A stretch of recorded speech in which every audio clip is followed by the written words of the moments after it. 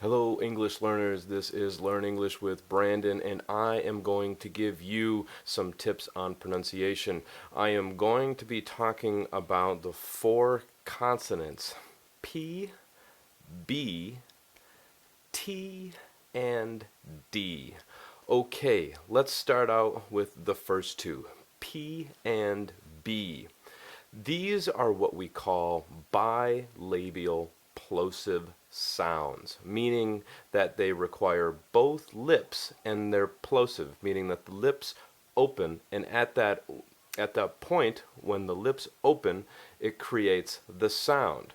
Now, the only difference between these two sounds, P and B, is that one is voiced and one is unvoiced. Can you guess which one is voiced? If you think B, that is correct. Now B, ba, ba. You might think that P, when we say P, it sounds voiced, but it's not, because we're only saying the E afterwards. So it's pa. That's how we make the sound, such as open, right? So this is what we call bilabial plosive. Now this is probably an easy sound and easy for you to understand, but it's really important to understand the difference between voiced and unvoiced when we work with other consonants that are a little bit more difficult. Now let's move towards the T and the D. Okay, the t sound. This is what we call post alveolar dental, or alveolar. It's a little bit behind what we call the alveolar ridge. If you think of the roof of your mouth and you go towards your teeth, the little ridge that goes back, that kind of moves back behind your teeth, that's what we call the alveolar ridge. So this sound for the T uses our tongue against the alveolar ridge, and it is also a plosive sound. Now, of course, the only difference between the T and the D is that one is voiced and one isn't voiced.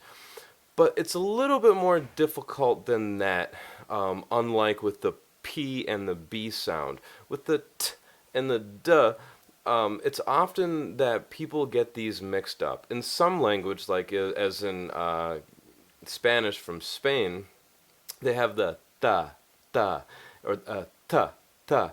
And the tongue is more closer to the teeth. In English, we don't want to do that because that can confuse the sounds. We have the th sound, which is lingual dental, meaning the tongue is against the teeth in order to make this sound.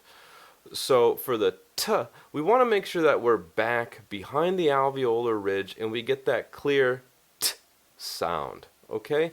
Now for the D, it's a little bit softer and the tongue isn't quite as aggressive when we make these sounds. So let's go over this again. The P, B, T, and D. The ways that we can practice the bilabial plosive sounds are by rolling our lips, and I did this in a previous video on pronunciation tips where we go,